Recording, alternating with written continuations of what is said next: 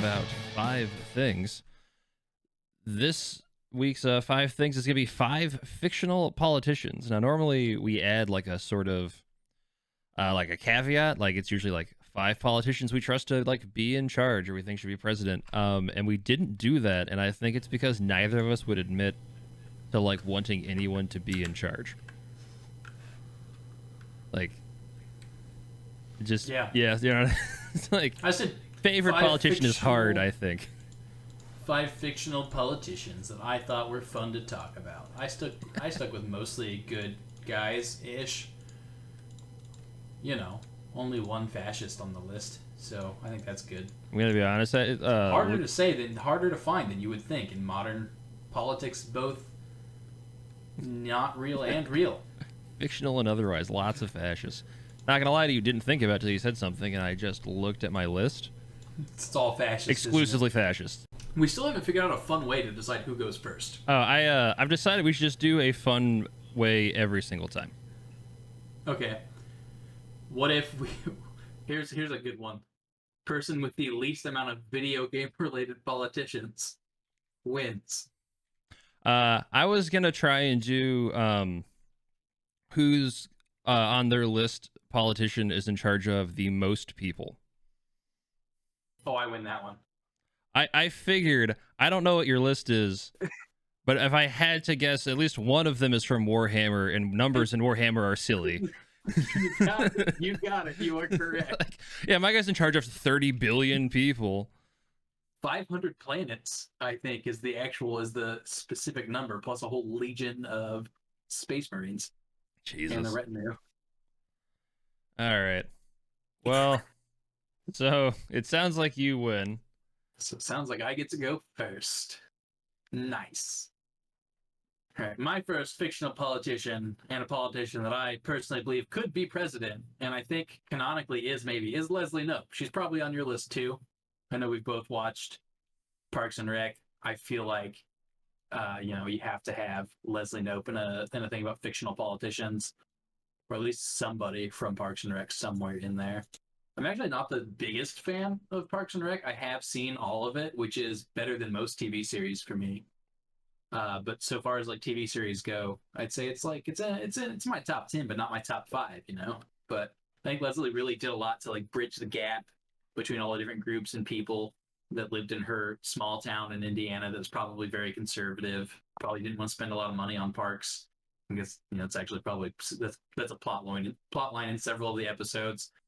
Also, I have deep respect for Parks and Rec because I feel like nowadays it would be almost impossible to pull off a sitcom where a liberal-leaning person and a libertarian-leaning person and some conservative-leaning people get along at all in a public forum.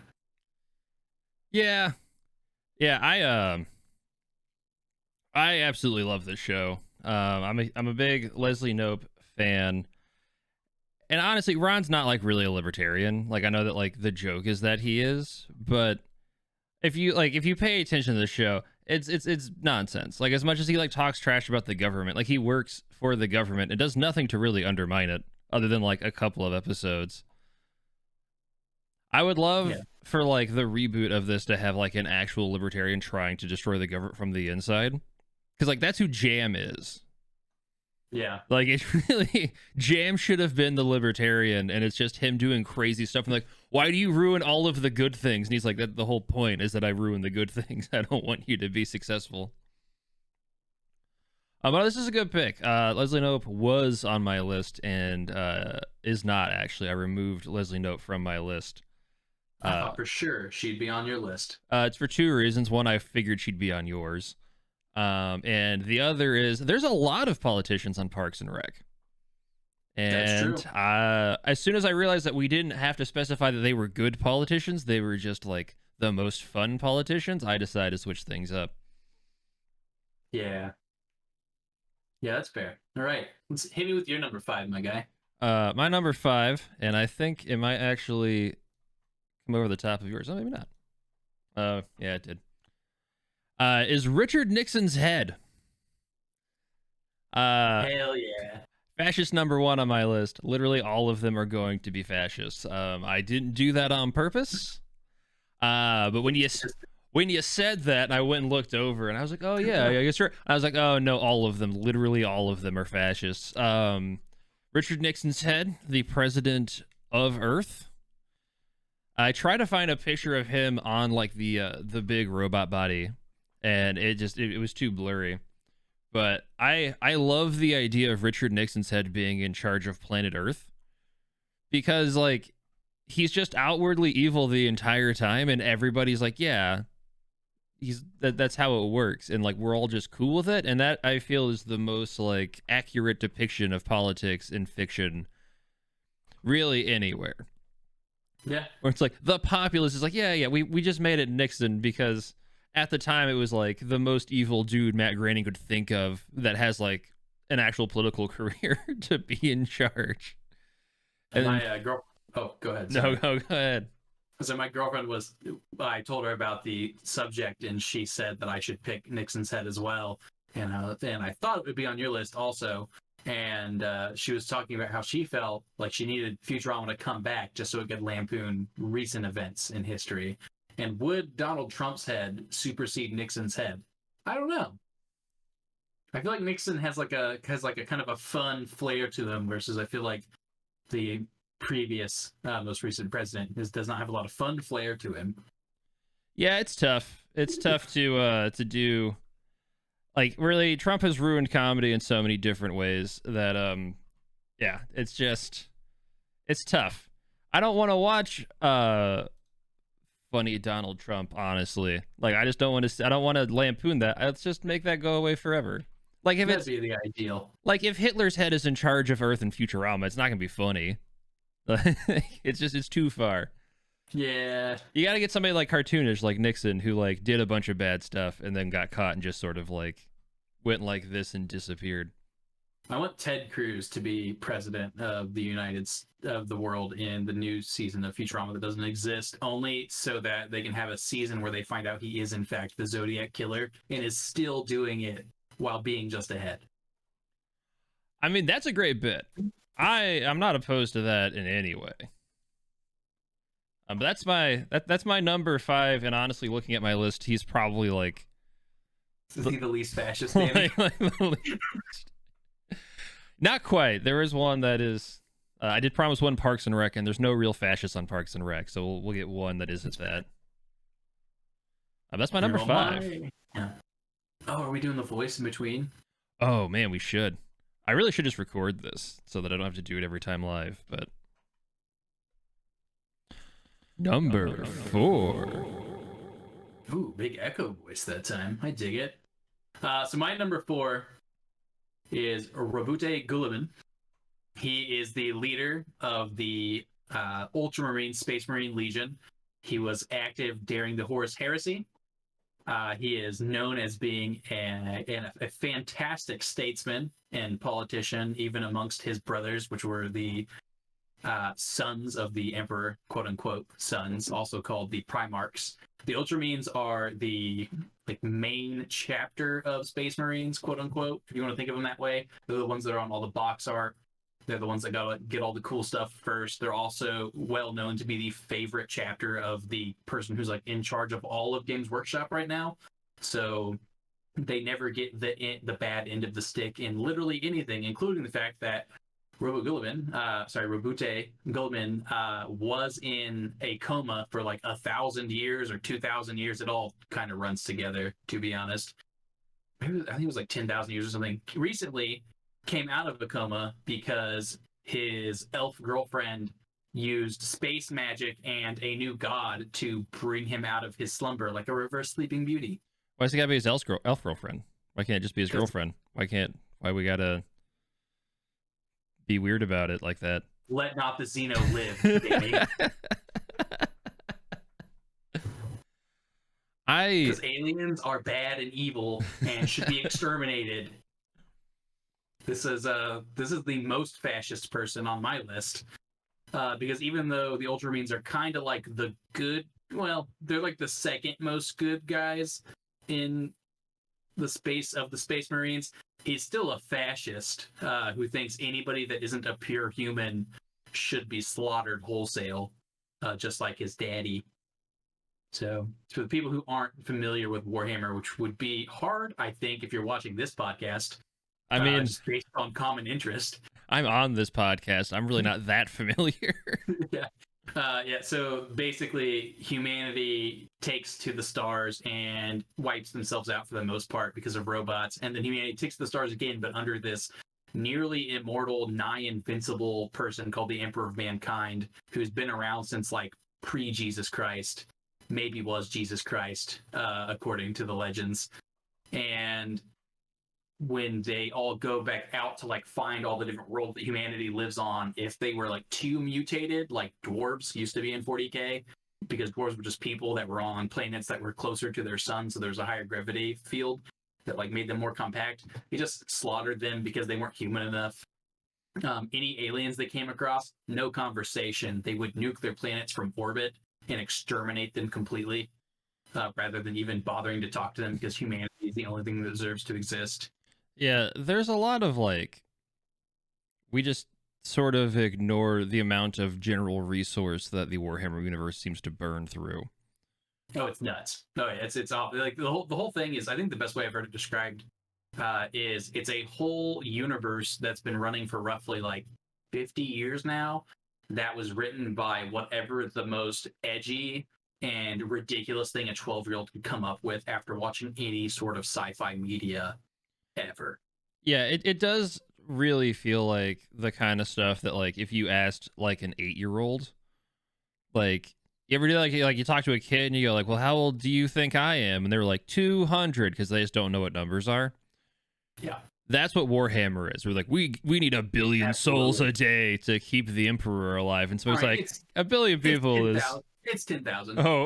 You're right. I'm sorry. That's more reasonable. By the way, I fully expected the Emperor to be your Warhammer pick for this. Well, he's not really a politician anymore. Yeah. He was at one point. I wasn't sure if you were going to go like the old school pre-Horus Heresy. I know some stuff about Warhammer. Yeah, he probably would have been a good pick, but I feel like Rabute is he's known specifically amongst the Space Marines Primarchs as being like the best statesman of all of them. So I picked him. The Emperor would have been a fun one too, because you know, Corpse Emperor and all that. Almost picked the Emperor, but kind of fully expected you to carry the torch for Warhammer instead of me. I did. And not disappointed. Yeah. All right. Hit me with your number 4. Number 4 for me, as promised, Bobby Newport. He's never had a real job in his life. I love Bobby Newport. Also, this is probably like my second Trump parallel in my list, because I love this arc that he goes through, because it's just the most honest politics. This is literally what happened. Like, I hate movies and shows that are like, we're gonna have the down home small town hero run for Congress and he's gonna like use his can-do attitude to like out politician the real politicians, like in like Welcome to Mooseport and like that kind of stuff. That's not what it would be at all. You would just be a dude who would be like on camera just saying whatever pops into your head, because you don't have like all of this like training and like oratorial skill and like, you know, like you just don't know the rules. And that's what Bobby Newport is. He's literally just like, oh man, you made a really good point, Leslie Knope. You should vote for her. She's clearly more qualified than I am. Like, he just says that on stage the whole time. Multiple times, I think. Yeah, like his whole thing is he's just like, oh man, I should not be here at all. And then he just like asked her to let him win. Like, he's just like, give me it. I tried to find that GIF and I couldn't figure out a way to like put it on here in a way that I liked. And it's Paul Rudd. Before Paul Rudd was Ant-Man. He's just like, he was like pretty, like not like a big deal. Like, it was like, oh cool, Paul Rudd. Like, he couldn't be on the show all the time because he had other commitments. But I like when like politics. Yeah. Became an Ant-Man. Yeah. Hard to beat that. Who wouldn't? I love finding really famous people in early roles. That is like a little fun. Like watching Ryan Reynolds in Waiting, and you're like, oh man, that guy would never do this movie now. No, watching Ryan Reynolds in Green Lantern. He would probably, if that movie didn't exist and they offered him Green Lantern now, he'd probably take it. Oh, for sure. He didn't. Sure. He didn't know what was gonna happen. How could you possibly know that what should have been an absolute slam dunk ended up being an absolute damn mess? But that's my number 4, Bobby Newport. Bobby Newport, the man, the myth, and the legend. All right, hear the voice. All right. I might have. Did I push the wrong button? Was that not the fun, sexy voice when I did it? No, that was the echo voice. All right. Well, none of these are labeled, so. Does this sound sexy? It's still very echoey, but it is pretty sexy. Is this the voice? No. That's definitely not it. That sounded like Elmo Oh, no. reaching climax. That was somehow worse. We're keeping it. Fine. Number 3 for me is Solidus Snake, who is in a game that has 2 presidents of the United States, obviously the better one, and in a game that has, I think there's only 2 snakes, and there's only 2 snakes in that one. Not the best snake in it though. Although he is technically also in Metal Gear Solid 4, and there's like 3 or 4 snakes in that one. I'm not going to try to explain the plot in Metal Gear Solid. Solid Snake is a clone of Big Boss, just like Solid Snake and Liquid Snake. He sets up the whole Big Shell incident, which is the second terrorist event that happens that is Metal Gear Solid 2. You fight him. He has a cool Doc Ock suit that he wears. It's awesome. I love Metal Gear Solid. Solid Snake was a pretty good president, except for the whole conspiracy to control the whole world through war economy that eventually came to fruition after his death, with his body being used as a key to open the computers. It gets weird. Go ahead. No, I was just, there's a whole other podcast about just, we get a bunch of therapists together and then we just have them talk about Hideo Kojima and everything he's ever done. And then they just have to do their best to explain what the hell is going on in that man's brain. I'd love that. I'd love every minute of that. I would just like to sit in the same room as Hideo Kojima. He's a madman. Yeah. I didn't know Solid Snake became president. I played up to Metal Gear Solid 3 and then never again. Yep, Metal Gear Solid 2, he's the president in that one. Well, he's not the president in Metal Gear Solid 2. He was the president before the current president in Metal Gear Solid 2. He was the 46th president. I do not know how I missed that. But also, there's a lot going on. In that game. Yes, I wouldn't exactly fault you. Yeah. You could miss major plot lines of any of the Metal Gear Solid games, and most people would still be like, I mean, that's fair. Because what was the main plot? I'm still not sure. I was gonna say, they retcon so much stuff, it doesn't really matter. Yeah. It's like, it's a simulation. It didn't count. He was never president. It doesn't matter. My number 3 is a deep cut that I don't expect anybody to recognize. For 2 reasons. One, it's a book character, so I had to find this lovely picture from one of the made-for-TV movies that is probably based on the books.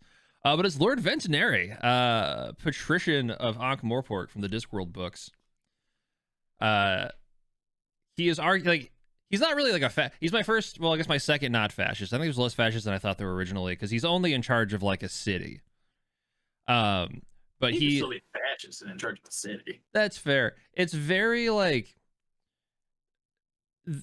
Terry Pratchett does a lot of like interesting stuff where like people in power who are like good at their job pretend to be bad at their job. Like this guy will just sort of like ignore you and then be like, oh, by the way, I heard this thing happen, and then you're like, oh shoot, I have to, you know what I mean? Like do all of this stuff he never asked you to do. But yeah, he's just a really interesting character. He legalizes crime.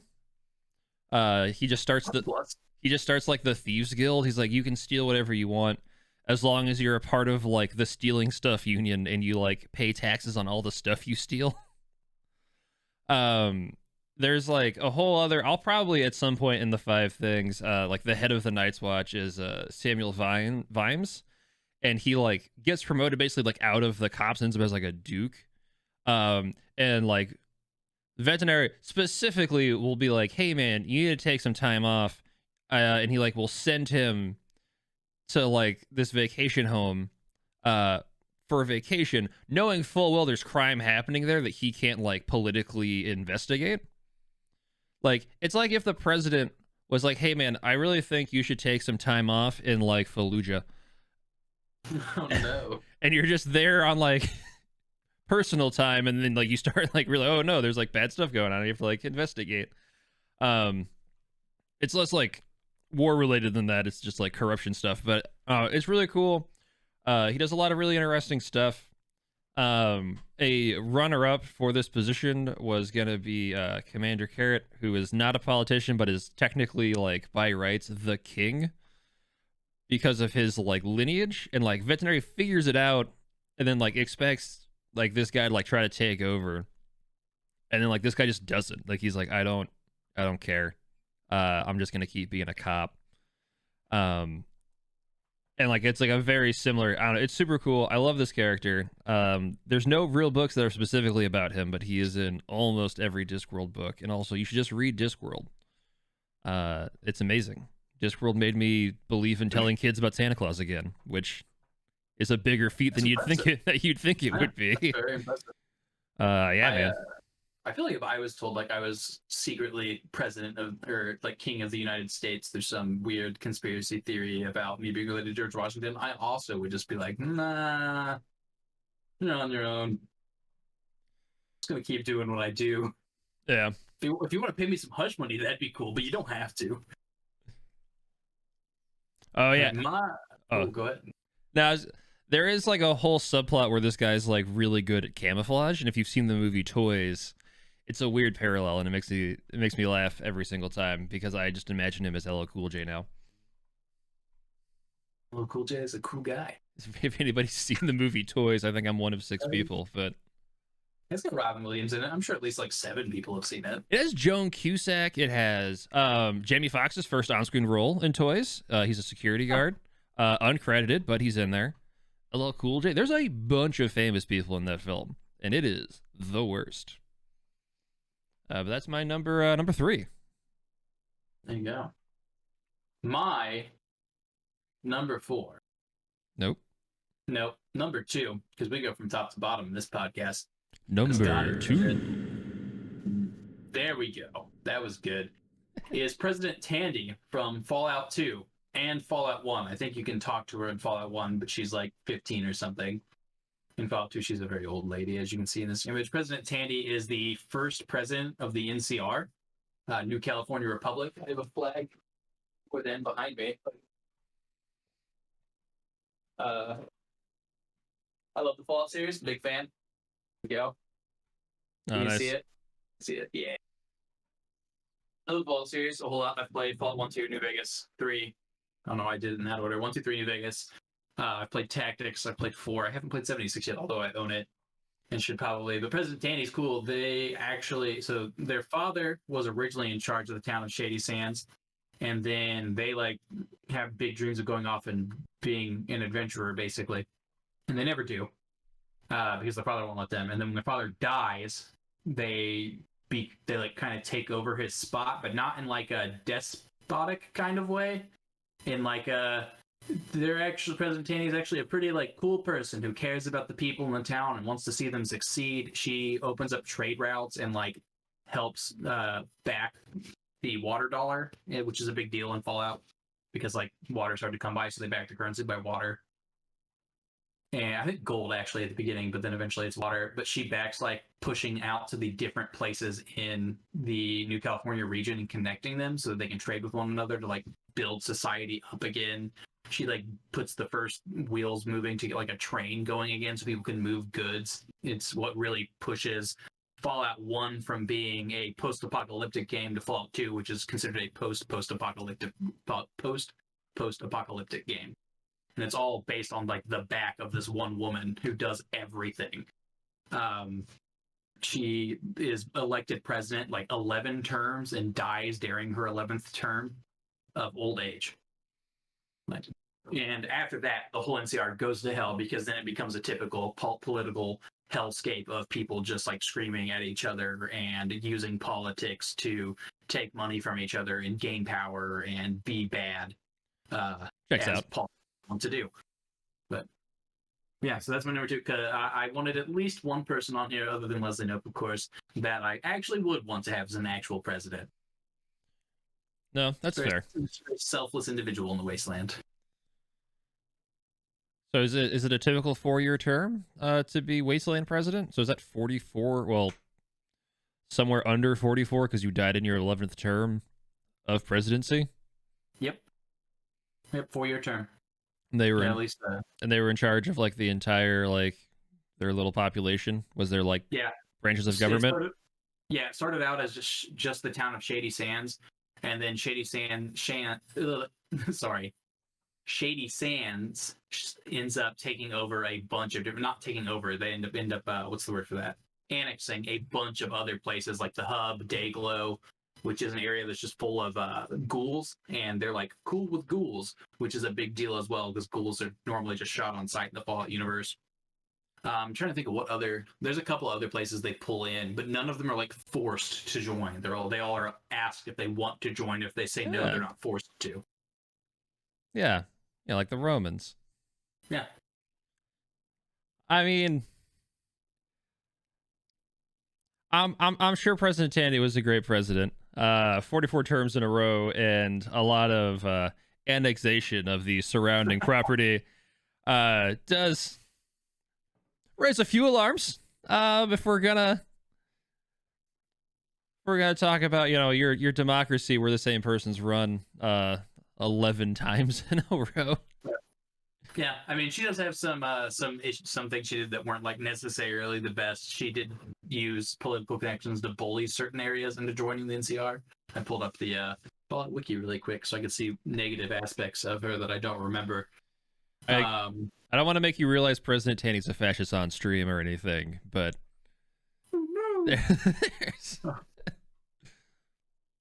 but even the ones that I don't know, I think they did their best, I think everything was sailing pretty straight until President Tandy died, and then everybody else was garbage. Yeah, no, it's hard. It's hard to replace your not dictator after 44 years. It is. All right. Famously so. My number two, like if we're gonna have a spectrum of like competent politician to least competent politician, mine is definitely on the opposite end of that scale from yours. That's because it's Mayor West. I haven't watched Family Guy in a really long time. This isn't so much like a pro Family Guy pick as much as I just really like Adam West. And apparently, like, who he is on this show is just like who he is as a person.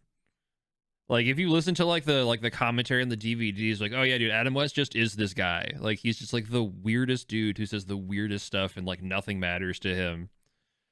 He's like the perfect like joke mayor to have in your town because he will come in and say whatever you tell him to, not think it's weird, and then when you turn the microphone off, just continue to say the wildest shit.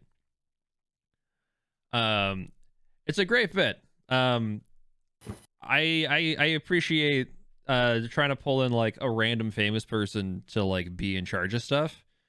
It's like the Gary Coleman and Avenue Q like being the super. Like, I don't know. It's fun. I feel like it opens up a lot of like avenues of you can make a character for them, but also reference everything they've ever been in. And Adam West has been in a million things. But most importantly, Batman. Yeah. You can just make Batman jokes over and over again, and it's perfect. And then like Adam West is dead, and like they really should have just tried to get Michael Keaton, which I know now is probably too late because he's having a bit of a comeback, but they should have just run through all of the Batmen to be in charge of Quahog. Like, I'm super on board for that. That would have been a great bit. I agree. Top 5 Batmen that can also be in charge of your town is a future episode. Oh, for sure. I definitely want animated series Batman as my president. Adam West is all 5 of mine. That's That's totally reasonable. What's your number four? I, It's Adam West. What's your number three? It's Adam West. I wonder how many times we could have podcast themes that you could just put Adam West as all five. I feel like this could have been one. I mean, it's a solid bit to try to put Adam West into every single rank, because like we don't really plan these too far ahead, and just trying to find something Adam West did to fit into literally all of them. As your number one every time. This will be the start of the bit. Like, I don't know if Adam West was a Number voice two. actor in any video games, but like I'm sure I could find something somewhere. He had to be. Had to be. That's my number two. All right. Hit me with that sweet and sultry number one voice. Number one. Number one for me is Mike Hager. He is one of the characters from not Final Fight. No, it is Final Fight. He's one of the characters from Final Fight.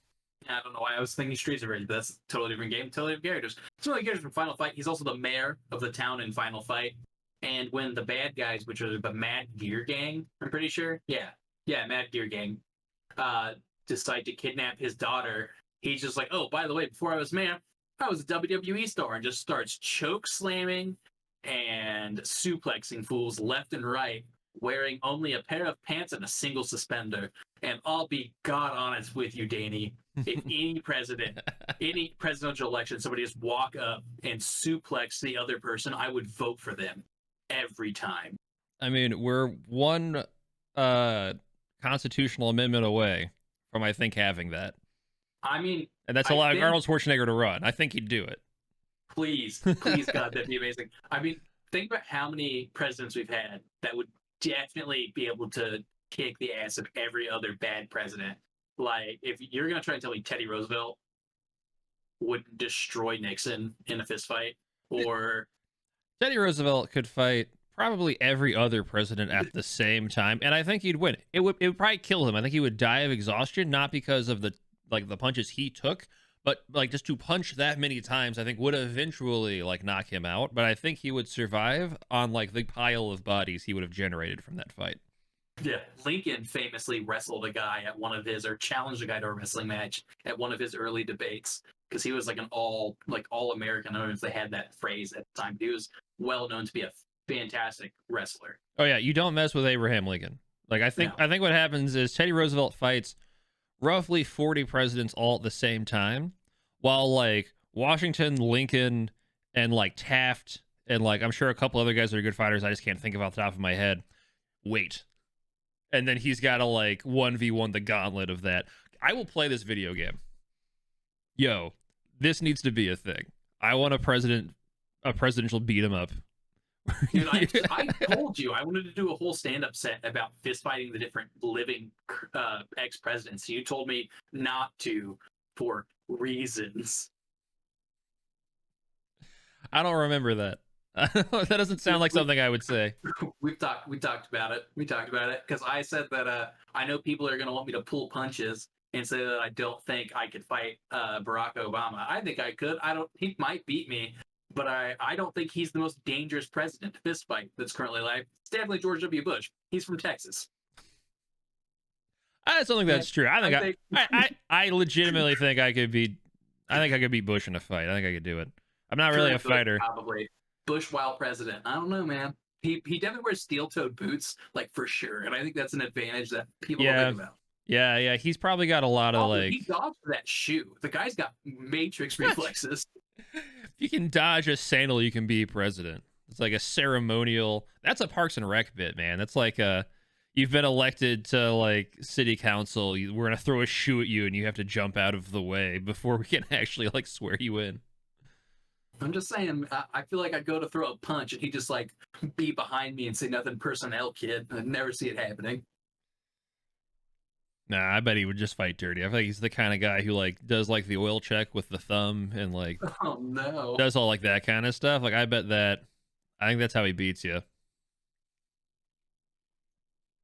Strong possibility. Yeah. I don't know. This is a solid. Right. This is a solid number one. I didn't think about this, and I'm really upset with myself. I didn't think about this. Mike Hagar definitely would have been on my list as well, possibly also as my number one. He was in Marvel vs. Capcom. He beat out Ultron and Sigma. Like, he's one of the better characters in like at least MVC3.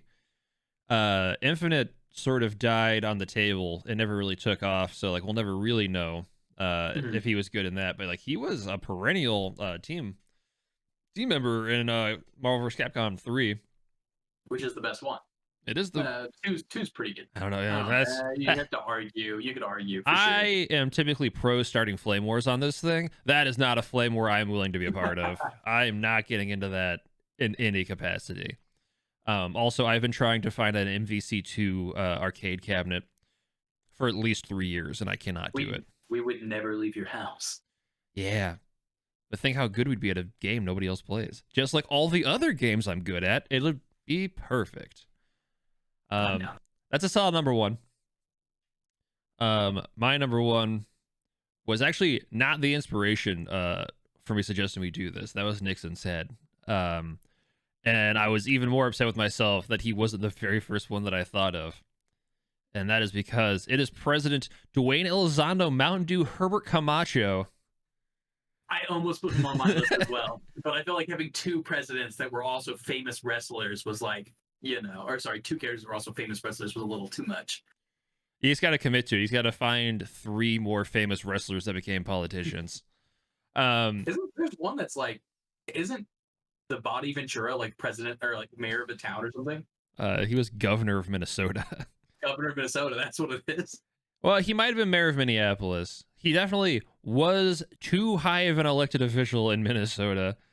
And it is hilarious. And then also you've got Schwarzenegger, who wasn't technically a professional wrestler, but could have been. For sure. But yeah, President Camacho's best president. My favorite part about President Camacho and really this movie in general is everybody who like wants to be like clever and like the thing is you can't reference cult classic movies anymore on the internet because everybody knows it's too late. You're no longer the cool guy who can be like, oh, you never heard of Idiocracy? We all know what it is now. It's just you can't get away with it anymore. So everybody wants to be like, oh man, Idiocracy was a documentary, and then the response is always, shut the hell up. President Camacho was a good president, which is true. He was a good president. He gave solid speeches. He clearly believes in various constitutional rights, specifically the second one in this photo. He acknowledges that he was not the best person to like solve the problems, so he built a cabinet of the smartest people he could find. Of the problem is everybody was just so dumb that it didn't matter. And then when he found, for like the universe, the smartest person they could get their hands on, which is like whenever this movie came out in, the most average man or whatever, he immediately promotes him to like the federal cabinet and is like, you're the smartest person we have in our country. You have to fix this. Which I think a lot of politicians don't do. They probably get paid to do nothing by like some lobbyist firm or whatever. I guess there's not no lobbying money in this movie, but like we water plants with Brondo, right? Which is just like a Gatorade equivalent. And we realize that water works better. And like immediately we just stop using Brondo entirely. That shit would never in a million fucking years happen. No, there would be absolutely not benefits to farms that use Brondo still to cover up for their loss of profits for 100 years guaranteed. Yeah, like there's no way people would complain that 500 Brondo jobs were lost. Yeah, like we would just keep using Brondo, then we'd be like, well, we don't know what to do. I know they say water works better, but we're not gonna do that. So no, President Camacho is by far, well, it wasn't like a super high bar, but he is the most qualified politician. And I think his heart's in the right place. Like he's not like the best president because he's like an idiot who like fires guns during like State of the Union addresses, which like, not great, but he gets the job done. And we replaced capital punishment with demolition derbies, and I'm on board with that. That sounds way better. And this leads into next week's episode, which will somehow have Danny talking about what's that? Oh, I'm forgetting the movie name. Death Race 2000? Death Race 2000, thank you. Which is a fantastic film. All the Death Race movies are good, in my book. Are they? I like them. I had a lot of fun. I I'm also not. love Twisted Metal, so I'm not huge on the Jason Statham Death Race movies personally, but I think they lack the social commentary of the original. I mean that's for sure. I mean, I would love to do a top 5 like cult classic things, but like I know that I've got 15. You can just come over and watch a bunch of movies at my house and then you can pick 5 of them to be on your list. But Cool. I know cool classic things, not necessarily movies, but definitely video games and books, and that's about it. A couple movies here and there. You never know. yeah. Well, that's my number 1. Number one, that's a good one. Who do you think wins in a wrestling match? Mike Hager or President Camacho? Camacho? Yeah, Oh man, that's tough. See, like that's a weird universe thing, right? Because like if you were writing Idiocracy, Camacho he would win every fight. But for Hagar sure. is in a video game wherein like if you lose, you get blown up by dynamite. So like Mike Hagar's gotten his ass kicked a million times just because like a kid who doesn't know how to play video games tried to play a video game and just got beat up by like some knife wielding thug. Some dude in an alley. Yeah. So like is it like speedrunner Mike Hagar who can like decimate his way through a town in under 30 minutes? Or is it just like average Hagar with his lead pipe doing his best, doing his lariat and spinning around? Yeah, that's a good question. Like, what kind of kid, what kind of person is playing him? Is it a self teleporting, going out of the screen bounds Mike Hagar of like a SGDQ stream? That'd be nuts. That's what they need in the that's what they need to do in those like death battles. Have you ever seen Death Battle? My little brother, it loves them. No. They just need to have like speed run versions of the characters fight each other. They just take two fictional characters and then they do like a detailed analysis of their powers, and then they have an animation at the end of them fighting each other that ranges from the early ones that are like pretty bad to some of the newer ones are like hand drawn and actually pretty good. But they have like Cloud faces Link, and Link wins that one. Sorry to spoil it, Danny. That doesn't make any sense, but actually, It's be- yeah, it does, because as soon as you get magic like on your yeah, side, it's they. If I recall correctly, it's because Link has that item that lets him pick up a boulder that's like massively bigger than him, and also the Hylian shield is invincible, so he can just hold it up and block all of Cloud's like attacks. yeah, Is what they end up boiling it down to. he is a wee Captain America. That's really all it is. Yeah, pretty much. All right, well, that's my number 1. And this has been 5 things. You can check this out live every Monday at 8:30. We're gonna be on YouTube, Spotify. The Twitch VOD will be up for like an hour after I download it. It's gonna go away, so that's probably not gonna do you any good. Feel free to check Podcast as well. Oh, are we? Yeah, we're on Apple and Spotify for both of them. Hell yeah, you can check us out on Apple Podcasts. I've never listened to a podcast on Apple. I didn't think about it, but apparently we're there too, which is great. You can also be the most important one for getting ratings, having people listen to your podcast. Well then, hey, give us 5 stars. Just do that. Don't think about it. Just do it. Just log in, download one episode, give it 5 stars, never log in again. We don't care. Listen, we're on YouTube. So if you want to leave a 5-star Apple Podcast review, then go to YouTube and just be a real dick in the comments. Do it. Great. Love it. All for it. If I'm bored, I might even message you back on YouTube. Oh, no. I will respond to literally every single comment we get on YouTube until we are like truly internet famous. Nice. Because like, why not? Whatever. Come at me, bro. I ain't worried about it. So yeah, hell yeah. Check us out there. Wednesdays at 8:30. We're gonna be trying out a bunch of different stuff. We're gonna try to write some role-playing game modules live that we'll make available probably initially through Patreon, and then eventually they'll just be on Drive-Thru RPG. And then Fridays, of course, is the Delta Green podcast, Uncommon Chronicles, which is also 8:30 to roughly midnight, where we play Delta Green, which is a really fun role-playing game. If you don't know what it is, look it up, or don't, and just be pleasantly surprised of the unnatural horrors we uncover and have to defeat. Yes. Also, the first season of that, first mission of that will be available on YouTube next week in its entirety. Right now, up to episode 5 is available, or 6 as of today, right? As of yesterday, yes. As of yesterday. Yeah. January 24th, you can watch all but the finale And January 29th-ish, probably, you'll be able to see that finale, as well as the aftermath of what our agents have to deal with after the horrible things we have seen. I get to pretend to be one character's wife and tell him I'm proud of him. He almost tears up. Yeah. It's good. It's good. It's good. It's a heartwarming moment for sure. A lot of interesting therapy going on there. Yeah, I know. It was uncomfortable for me. Ben was the only one to say that he was uncomfortable, so. All right, well, it's been a pleasure. Thank you, everybody. Have a lovely evening.